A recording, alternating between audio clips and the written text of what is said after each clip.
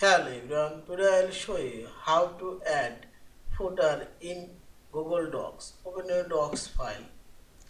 Now I'll add footer in this document. Select Insert option and scroll down. Here you will find this header footer option and simply select footer option. Now you can change footer position. Click here, center. Also, as this footer position already changed. Also you can change it right. I'll type here footer 3 4 every and select.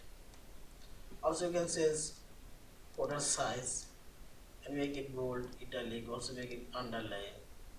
You can change footer color.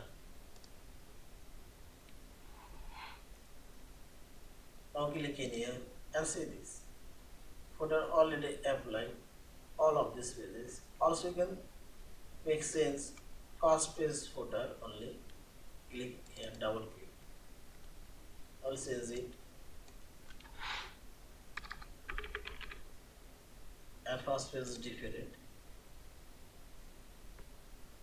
Select here.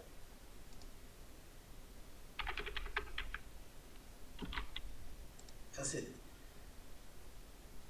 first page footer different and all other pages footer remain same. Yeah. In this way you can change and make different first page footer. Yeah. Thank you for watching. Please subscribe, like, share and comment.